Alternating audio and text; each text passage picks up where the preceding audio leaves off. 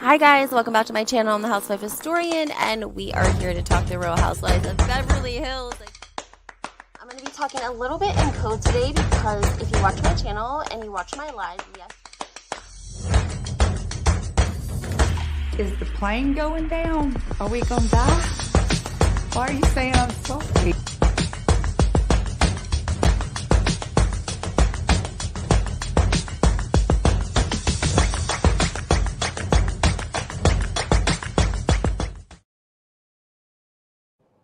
Hey guys, welcome back to my channel. I am the Housewife Historian. You can call me Lindsay, and today we are talking housewives.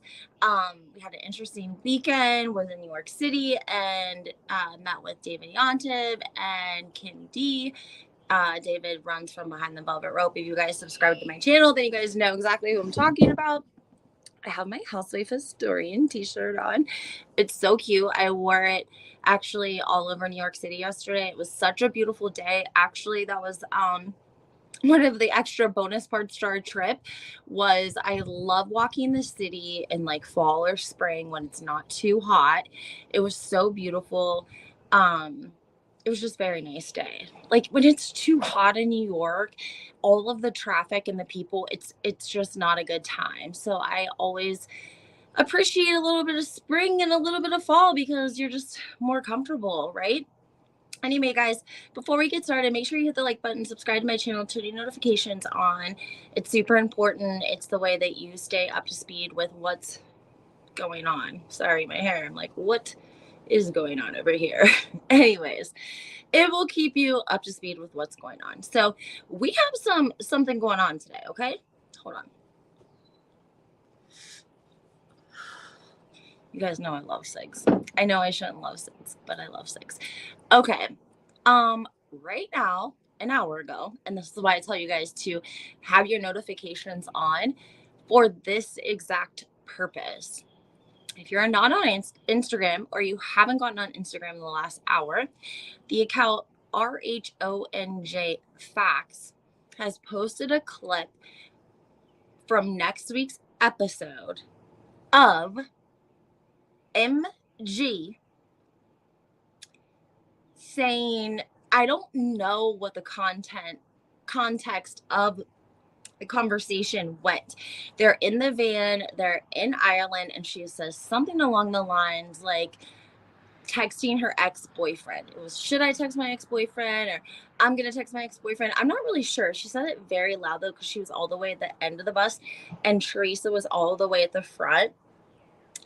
And I kind of got the feeling that Marge and, well, that Melissa is picking up on what Jennifer is saying when she says that Lee Jensen told her a lot of stuff that she would never repeat. Okay. We have to think about what is going on behind the scenes. So let's pretend like we don't know, right? So let's go back to Ireland and let's talk about this. We have Marge, we have Dolores, we have Rachel, we have Danielle, we have Teresa, and we have Jennifer now, and Melissa and Jen Fessler. So we have Jennifer Aiden saying to Margaret and the whole table that Lee Jensen shared things with her she would never, ever repeat. So she's kind of building up the anticipation, unless there was, another conversation besides what we're seeing, which we kind of heard there was. But hypothetically, Melissa's probably wondering what Laura Lee did tell Jennifer, right? Because in her mind, if you shared something with your best friend and you told them not to tell, but your best friend had a best friend that was more of a friend than you were, like Laura had grown up with Margaret. They had been friends for decades. So I'm sure that Melissa realized after Jennifer said several times that Lee Jensen shared things with her that she would never, ever repeat. And she has a way of saying it because of the fact that she went through, what she went through last year with Bill and Margaret and the extracurricular activities on the side that came out. And she said it was so oh, I don't want to say damaging, but such a hard time for her and her family that she would never do that to somebody. So she doesn't say that at the dinner, but we already know that that's how she feels. So her continuing to say that Lee Jensen told her, some stuff, Margaret's worried. Margaret's very worried. Margaret has to have Jennifer or Melissa coming to her and saying, did you tell her about what allegedly went down? Like, did you tell Laura anything that I've told you in private? And Margaret's probably like, oh no, Melissa, I would never ever do that. You have nothing to worry about. Everything's fine. I would never share. I promised you, and I would stick to my word. So I'm sure by this point Melissa is getting anxious. She's starting to pick up what's being put down.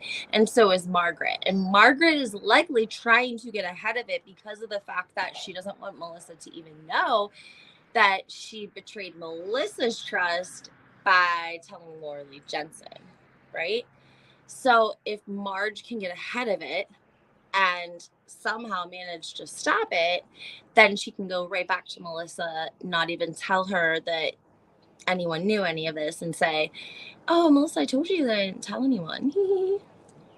Margaret's furious on this trip, guys. Look at the way she is acting. She's like pissed off, and the veins are popping out the side of her head. And really, we haven't seen Teresa say much. I mean, she's obviously talked about the family. She brings up Antonia, and Melissa does not like that at all. We're gonna just touch on that. But most importantly, I came on, guys, because I wanted to make sure that you knew what was going on in the land of New Jersey, and that being the fact that this alleged rumor just dropped an hour ago. You guys are welcome. An hour ago, it just dropped. So RHONJ facts. I'm sure she's gonna have more information. We don't know the context to it. So also Teresa brings up the fact that Antonia does not make it to Melania's party, and they're upset about that. Melissa tries to shut her down immediately, like, don't even bring her name up on camera, and then come find out she had a cheerleading session, a competition. And it's a little weird because this made me think of something.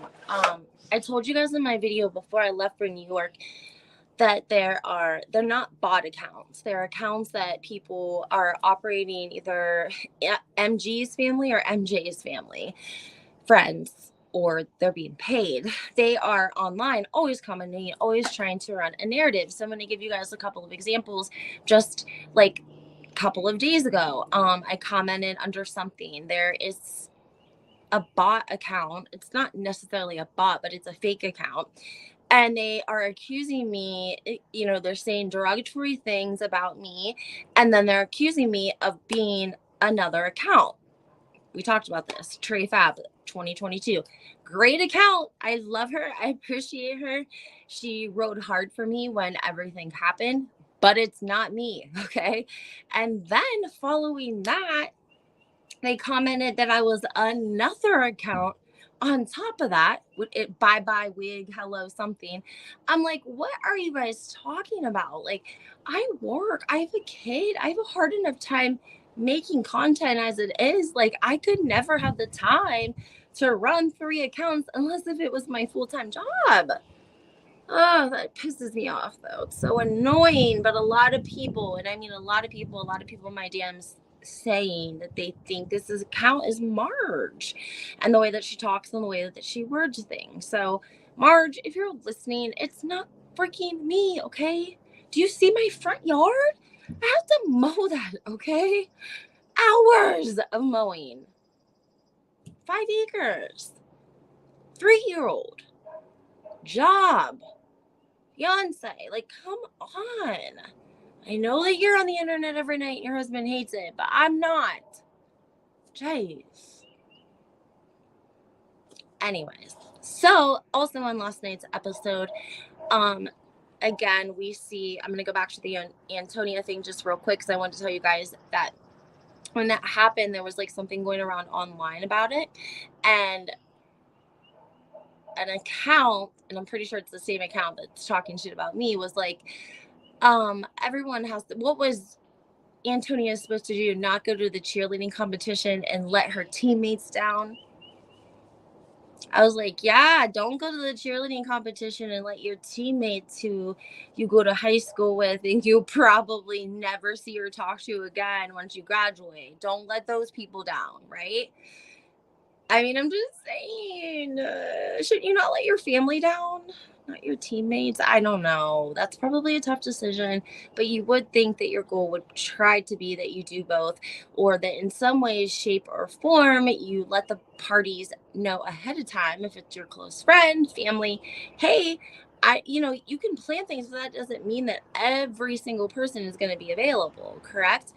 But you still have an opportunity to make it up in a different way. Like, the girls could have, Antonia, maybe she could have just texted Melania and been like, I have a cheer competition. I'm so sorry. I would love to come. Like, let's go to the mall, or let's go drive around in my Porsche and look for rich. I mean, if I was Antonia or Melania, like, you go have fun. You guys don't even need a Sweet 16 party. Like, you're living the dream. So go hang out with each other and enjoy your pool and your Porsche and all these things. So I'm not sure if, again, the communication's like not great between them. My experience was that deep impression of how things roll over there between M, G, and J, they have a lot of family that do a lot of things for them, and they have a lot of yes people around them. They don't seem to keep her up to speed with very much. Maybe it's set up to be that way because it's a very well-oiled machine. Maybe she doesn't want to know. She did say before the reunion she would like to go to bed and sleep for the entire day before the reunion, which was a bizarre thing for Melissa to say. I thought it was. It sounded like someone that was depressed, that like knew it was going to be a hard reunion. I don't know. It was very strange. I don't know what you guys think about that. And then on top of all of that, Fessler, she was actually kind of funny this episode. She fell. That was kind of funny. A lot of Danielle Cabral this episode, a lot of Danielle Cabral last episode. So this is really giving her an opportunity to learn to face these women head on because of the fact that they are in small quarters, they're traveling together, they're staying together. She doesn't have the luxury of walking off and going home to her own shore house or somebody else that she knows. So it forces the ladies to really talk and either fight or work things out, okay? Notice Rachel sitting next to Marge pretty much every dinner inside the mansion. I didn't pay attention elsewhere. Dolores doesn't really seem like she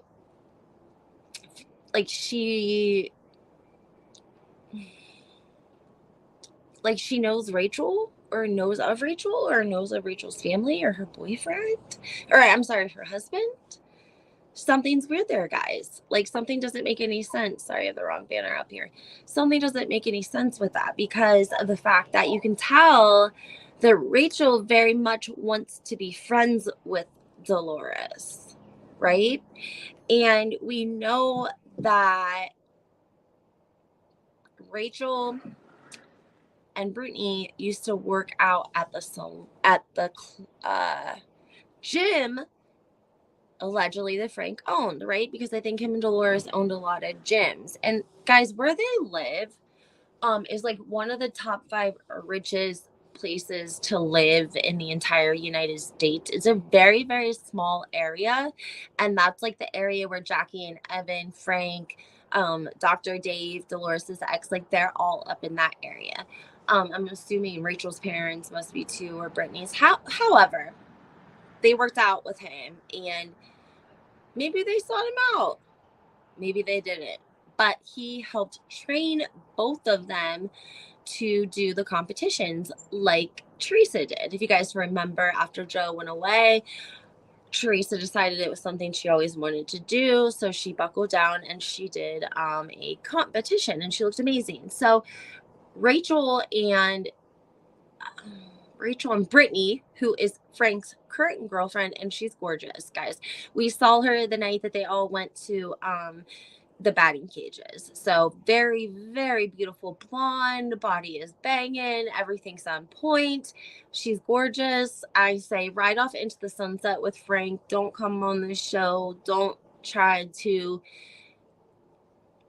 I wouldn't put myself up in that mix because it's so messy right now. And if you aren't established with your own brand, you're not established, reputation, rapport, whatever, it could make it your life. It could not help your life. I think a lot of people go on the show thinking that it's going to help their life. They're going to build a brand, but there's so many housewives that don't have shit. They didn't do anything when they were on Housewives except be a housewives, not realizing the amount of press that you can be giving your brand or product on Housewives. So, yeah, really rich area.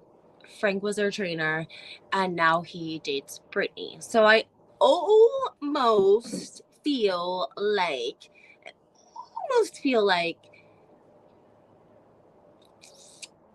are you guys picking up what I'm putting down? Like, why doesn't she feel very warm even when she speaks of Rachel? She's not warm about it. And you can tell Rachel isn't like necessarily trying to like be her lapdog or anything, but she's definitely trying to like build with Dolores, and Dolores, she just doesn't seem very interested. And she uses Polly as that excuse, I think. Like, she just acts so consumed with Polly, which I'm sure she very much is. But at the same time, I really feel like Dolores is starting to think that her and Polly are very serious, and that she's not going to need the show. She's not going to need any of this shit, right? Because she's going to be rich. He has, I don't know what he does. He's some sort of like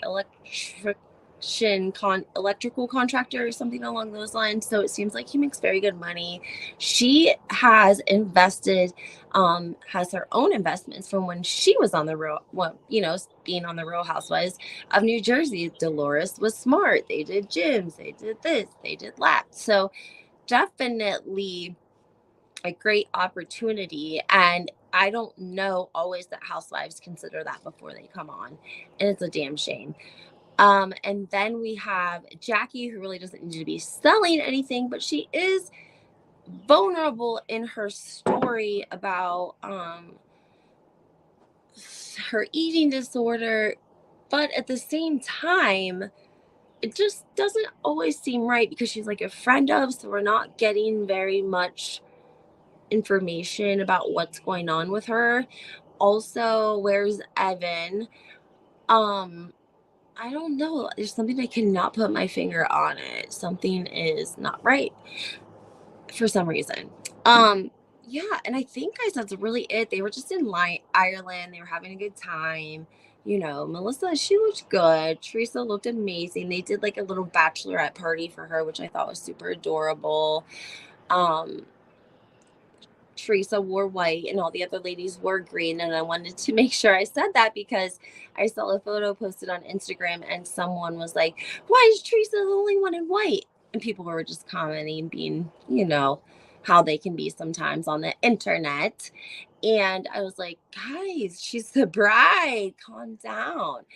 Marge does look good in that green suit. You guys know I am a sucker for like emerald green. It's my favorite. If I come across any sort of shirt that like a dress shirt in that color, I always snag it because it's hard to find for some reason. And yes, we do gatekeep that information. Yes, don't be mad. I gatekeep the information on emerald green dress shirts. Anyway, guys, this is my wrap up for this week. I think we're going to have one more episode and then the finale, or next, right? I told you guys I got a hold of the original schedule for Bravo, and they had it listed as 11 episodes. A newer one came out afterwards, and it said 13. So we just saw 11. We have 2 more. My question is, are they putting fillers in? Was tonight's episode a filler episode? Like they just did it to well, the women get paid more, fans are happy because we're wondering why it's such a short season. It's a filler episode, just like you have a filler scene. It's just the whole thing. So all right, guys. Well, I hope that you have a great day. And I don't even know what day it is. I'm so exhausted. I swear. I'm gonna do a video all about Behind the Velvet Rope. I'm getting the information now. I'm getting some clips and some videos from my good friend Monica, who we did see last night at the City Winery with David and Kim D. I love her. She's so sweet. Thankfully, she was there because she went ahead of us and got our table set up. And like New York style, you got to order it from a menu off your phone. And I didn't know that. So I was trying to be so patient. Trying to be so patient for my food. But she had ended up ordering some ahead of this. So I was so thankful. It worked out really, really, really good. And it is a great location. It's really beautiful over there. So I don't think I got a whole lot of pictures, but I did get some. So I'm going to make sure that I post those for you guys. I do want to talk to you guys about Lee Jensen, my first impression. Some of the things that she shared with me, what I think her personality is like, and maybe even why she did what she did. Also, guys, do you guys remember me telling you that Laurel's husband was in recovery? Like he worked a program of Alcoholics Anonymous, and he had shared online his 10-year coin. Because in Alcoholics Anonymous, let me school you guys on a couple of things, because we can't expect everyone to understand everything. So this is going to help, guys. Alcoholic Anonymous, AA, Alcohol Anonymous. The principles of AA are, one of them is anonymity. And that means what happens at the meeting stays at the meeting. There's lots of reasons why that is, okay? Some of them are because people might have professional careers and they're a teacher and they don't want everyone to know that they're in AA. Maybe they've been sober for 15 years, but they had a bad day and they need a meeting and they can't. What if they knew that at that meeting it was a free-for-all and people could share whatever they wanted and say whomever they wanted was there? So it's important that the program be anonymous. Anyways, every so many, I want to say at the beginning, they say like the newcomer to AA is going to be the most important person in the room. The newcomer is the person who needs the program the most because they are still just either they're drinking still, or they are attempting to be, sober completely, but they're the most important person in the room. So that means that the people in the room will go up and introduce themselves. They will shake his hand. They will say, or whomever the newcomer may be. Everyone will try to be extra kind, extra welcoming, making sure that the person gets phone numbers from the people in the room, because these are support numbers that the program of AA encourages people that are involved in the program to use the numbers if they're having a bad day, if they feel like they want to drink. And so because the newcomers are the first and the most important people in the room, they usually do their coins, I think, like 30 days, 60 days, 90 days, 120 days, and then your year coin, and then maybe 5, and then 10, maybe.